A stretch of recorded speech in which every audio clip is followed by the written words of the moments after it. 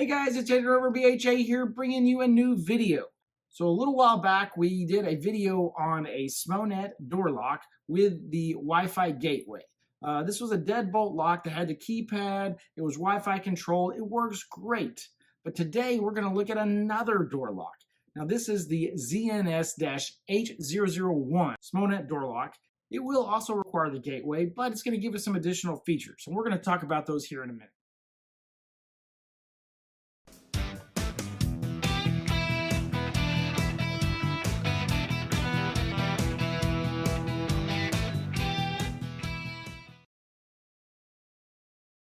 So you can pick this thing up directly from Smonet's website for about 175 bucks, and that includes the gateway, which you'll need to be able to control it remotely. But you can also pick it up from Amazon as well, but you will need to buy the lock and the gateway separately. I couldn't find a good combination deal on Amazon that was roughly around the same price. So this lock has a lot of features. Not only does it have the ability to control it with the app and your keypad that you have, but it'll also have the ability to use a fingerprint as well as IC cards as well to be able to open it and lock the door. I can't wait to see what all we can do with it. Alright, so let's do a quick run through of everything we're going to cover in this video. So for starters, we will of course unbox the lock, show you what all you get with it. Once we do that, then we'll get that lock installed. Once we have the lock installed, we'll get it added into the TTLOCK app. After that, we'll go over the configuration options and everything that you can do in that TTLOCK app. Once that's done, then we just need to make sure that we have the lock set up in our dev account. That's the TTLOCK dev account. Once we've confirmed that, then we can set it up in Home Assistant using the REST API. And lastly, I'm going to show you what that looks like in action. So let's get started.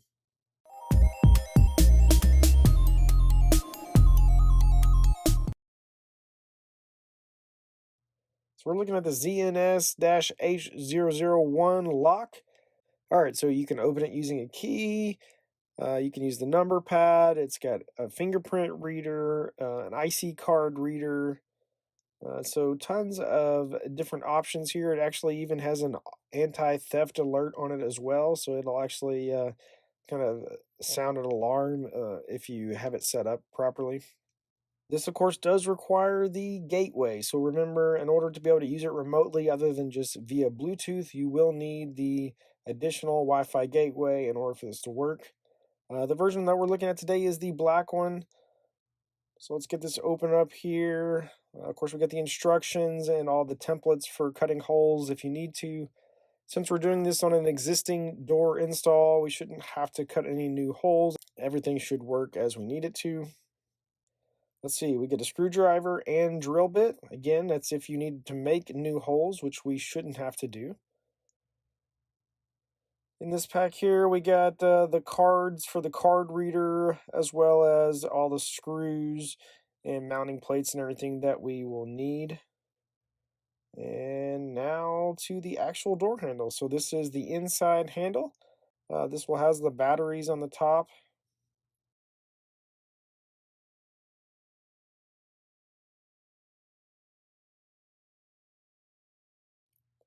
There is the mounting plate. Then here is the outside unit or exterior unit that will have the fingerprint reader and the number pad and everything on it. One thing I did notice, it has that USB port on the bottom.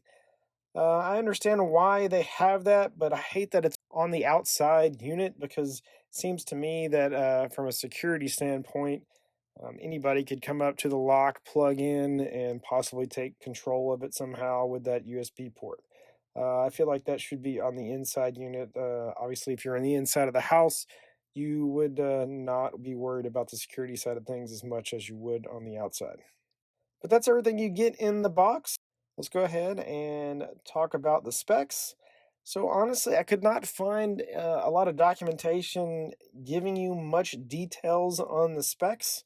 Kind of disappointing in that point. I don't know why I couldn't find anything, but I wanted to show you this because I thought it was kind of funny. If you look at the item weight for both of these, so this is the specs for both the black unit and the silver unit. And I thought it was funny that the item weight is actually different. For the silver one, it says 4.51 pounds, and for the black one, it's 4.55 pounds. Why they are different, I have no clue. The package dimensions seem to be just slightly different as well. Just something I wanted to show you. Thought it was kind of funny. Not quite sure why they would not be using the same template whenever they build these units, but obviously they're slightly different from the black to the silver. I don't know. Let's go ahead and move on to the next step, and we'll get this thing installed.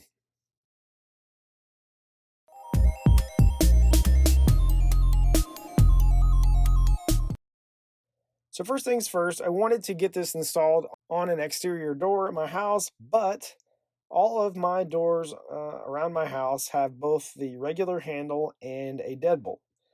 And this setup here with the keypad and the handle all in one does not allow you to mount it without hitting the deadbolt. So the only way I could actually use it is if one, if I didn't have a deadbolt on one of my exterior doors, or if I was willing to replace my deadbolt with a handle. Therefore, I would have a handle at the bottom and a handle at the deadbolt, which I wasn't willing to do. I thought it would look kind of strange. So, for the sake of setting up this video and show you guys, decided to install it on my bedroom door. If nothing else, maybe we'll keep it here. It'll help keep the kids out whenever we're not around, especially at Christmas time when they're always sneaking in trying to find the gifts and stuff. All right, so this is my bedroom door handle. We're going to change this out. It's a pretty simple door handle. It needs to be replaced anyway. It looks like I need a paint job around here as well. But for starters, we just basically took the door handle all the way out. It was pretty easy, just unscrewed everything. It came right out without any issue. All right, so once we got everything removed from the existing door handle, then the first thing we installed was the door latch. It was a pretty easy install. It just replaced the existing door latch without any issue. Once we got that installed, then we were ready to install the outside unit, which is the with the keypad on it. You basically put it on one side, and then you have the mounting plate on the other side, and that's how you mount that or secure it in place. And then from there, we will just attach the inside unit with the batteries to that mounting plate, and that screws right on there. Works pretty well. So we put the batteries in here. It should power right up. All right, so let's go ahead and move on to the next step, and we'll get this thing added into the TTLOCK app.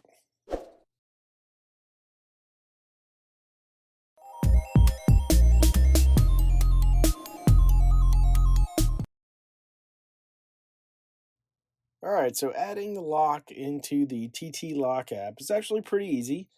In the choose lock type section, we're going to just choose door lock. And at that point, it says to basically push a button on the keypad to kind of activate it and wake that door lock up. And when you do that and you hit next, it's in pairing mode, so the app should find it almost immediately. And of course, there it is. So we'll click on that. And we can, of course, change the name of it. So I'm just going to say bedroom lock.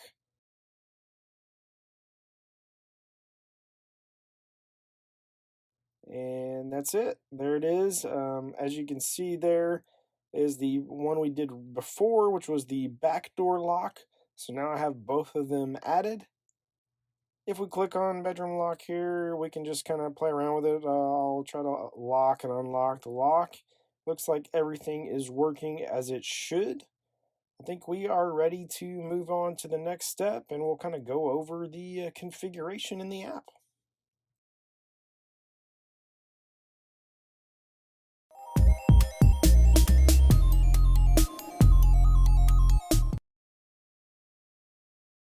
All right, so here we are again in the TTLOCK app. If we're going to the configuration options, we can look at basics. It just kind of gives you the information about the lock itself. You can actually add a additional wireless keypad separate from this one. Not really sure that we would want to do that since there's a keypad directly on the lock itself, but that is an option, I guess. We can set it to auto lock. Basically, what that means is if you unlock the door and you open it, then when you shut it again, it will auto lock within however many seconds. I'd like to leave that turned off, at least initially. One thing to make sure you do is if you do change any of these settings, you hit save in the top corner. Otherwise, when you go out of it, of course, it reverts back to what it was before. Passage mode, I'm not sure exactly what that is. We're going to leave it alone for now. Lock sound. I don't need it making sounds every time it locks and unlocks. We're going to disable that. Again, if you make these changes, make sure you save them. Otherwise, it will revert back to leaving it turned on. Tamper alert. Yes, if it gets tampered with in any way, we certainly want to get an alert for that. Privacy lock, we'll leave that enabled as well.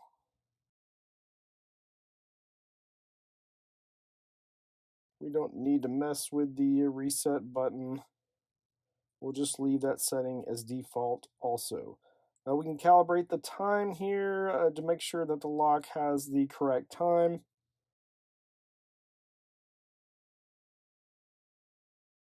And that's it basically for the actual settings. You could go and update the firmware if you wanted to. But everything else we're just going to kind of leave as the default. So we can generate passcodes as we've done with the previous lock. We'll just go through here and generate one, give it a name, and let it come up with its own lock code there. Fingerprints, let's go through and add mine. So we'll give it a name here. I'll just type in Adrian. Put my finger on the lock here. Looks like you have to add remove it, similar to how you would add it on your phone. So you just kind of put it on there and pull it off, put it on there, pull it off until it picks up everything that it needs to add that successfully. But that's pretty much it for your settings on the app itself. It's fairly similar to the previous door lock that we did, except for this one, of course, supports the fingerprint reader and has the option to set up those IC cards as well. Let's go ahead and move on to the next step. We'll make sure the lock is visible in the dev account.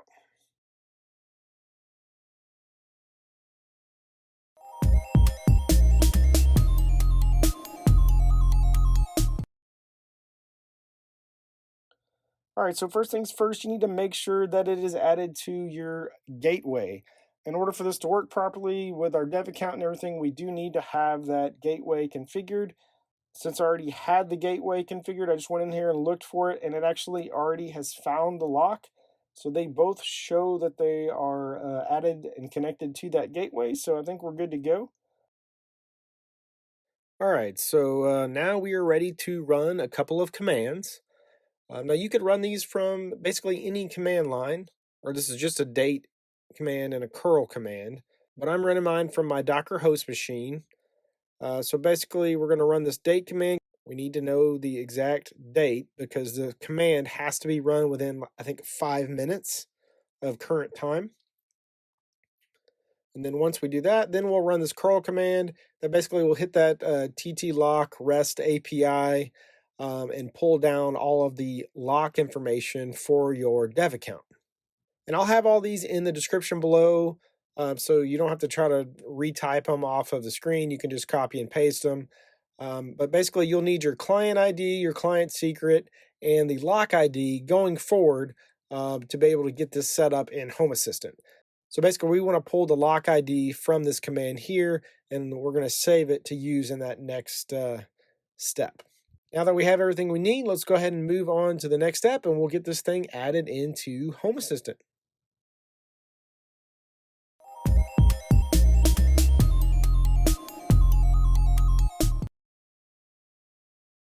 All right, we're going to do this just like we did before. So getting this set up in Home Assistant using the REST API, we're going to start by creating a couple of sensors. So we want one specifically for monitoring the lock battery and one for monitoring the lock status. So here I am in my sensor.yaml file, and as you can see down below, I already have the two that I've created before with that backdoor lock. So we're going to basically just do the same exact thing and create a couple here for our bedroom lock. So for the lock battery, again, I set the scan interval at 600 seconds. You can tweak that as you need to. Just remember that the more often that you are checking the status, you probably will drain the battery that much faster. Now I store the resource template and everything in the secrets.yaml file since it is using that curl command with my client ID and everything in it. But I will put the actual command in the description below so that you can kind of copy it and paste it and play around with it there. For the value template, we're looking for electric quantity. That's what they call their battery status. So that's what we will be pulling from that curl command. And then for the lock status, again, basically the same as before. Bedroom lock status, we're setting the scan interval at 600 seconds. I have the curl command stored in my secrets.yaml file for that as well. But this command will only return one item, so you can just say value underscore JSON.state, and that will give you everything that you need. Once we have those sensors in place, let's go ahead and move over to our shell command. And this is where we're going to create a couple of shell commands for basically unlocking and locking the door. These shell commands are basically, again, just calling those curl commands like we've been using and hitting the REST API throughout the video. I have them stored in my secrets.yaml file, but again, I will put them in the description below so that you can copy and paste them. But basically, once we have the two shell commands in place, we're going to move over to our scripts. And here I'm going to create a couple of scripts utilizing those shell commands.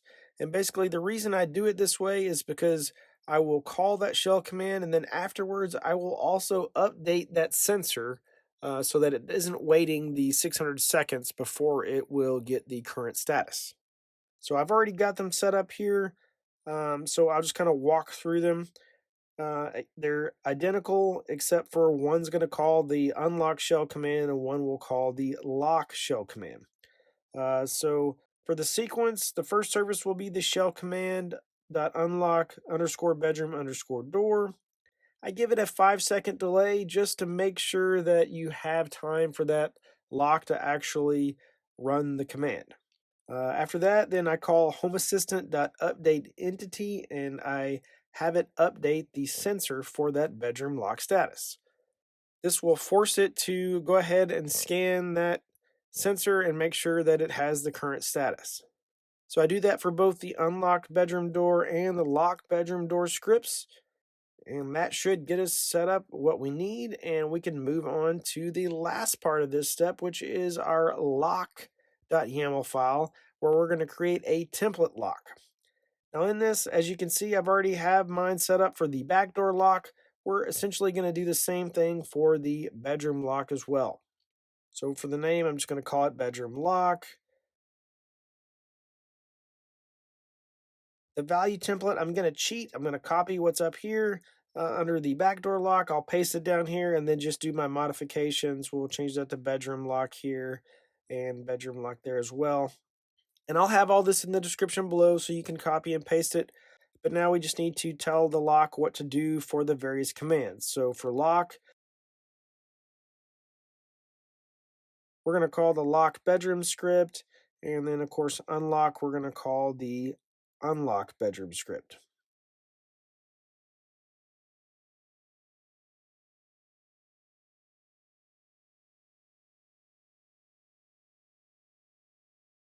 Once we have all that in there, then we're basically ready to go over to our server controls. We'll do a check configuration to make sure that everything is good and ready to go. And then we can restart Home Assistant to pick up all these new changes.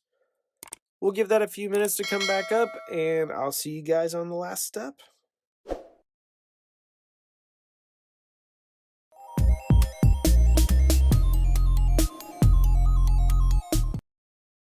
right, so here we are. We have it in loveless in the top corner. As you can see, I have one that's got the button for the bedroom door lock, and then one that shows the battery status as well. So in Home Assistant, it shows the door is unlocked. We'll open it here, and you can see it is unlocked.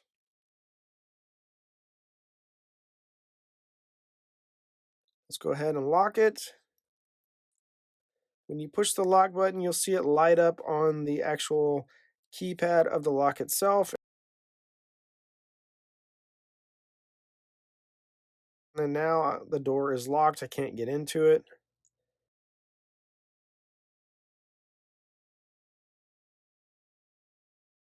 We push it one more time.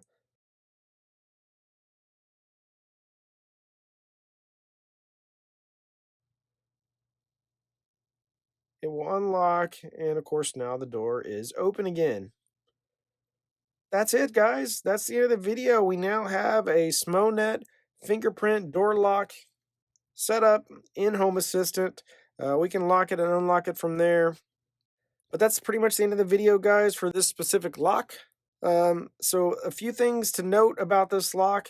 Again, if you're going to use it on an exterior door, understand that if you have a deadbolt and a regular door handle on that door, this will kind of get in the way unless you basically use this to replace the deadbolt. I wasn't willing to do that because I didn't want to have two different handles on the same door. I thought that would look kind of strange, so opted to go with putting it in my bedroom. Kind of keep the kids out and make sure they're not getting into stuff they're not supposed to get into. The other thing I don't like about this lock, I will tell you, it's really just a pet peeve more than anything else, but on the inside, there is no manual way to lock the door. So if you're inside the room and you wanted to lock the door, you basically have to pull out the app and lock it, or I guess you could have Alexa do it, assuming you have it set up with Alexa or Google Home. Or, of course, use Home Assistant and lock it that way as well. Your way around that would, of course, be to just auto lock the door after so many seconds once you've unlocked it and gone into the room. It's not a deal breaker, but just something to keep in mind. Most of the time, I like to at least have some sort of way to manually lock the door from the inside. But if you haven't had a chance, jump over to Smonet's website, check out all the other stuff they have. They have tons of smart home products, all kinds of stuff. Definitely worth checking out. If you're not interested in this lock, there are multiple other locks that they have available, and I guarantee you will find something that you might be interested in. As always, I want to thank everybody for donating to my Buy Me a Coffee link. Every little bit helps. If you haven't had a chance, jump over to my spring merchandise page and check out all the Burns home automation merchandise. And if you're interested in VPN service, check out IPVanish. I'll have a link in the description below. If you jump over to their site, you can see what deals they currently have running. Also, if you're interested in buying and selling stock or maybe cryptocurrency, check out Robinhood. I'll have a link in the description below. If you sign up with that link, you and I will both get a free share of stock. If you liked the video, please subscribe to my channel. If you have any questions or comments, hit me up in the comments below.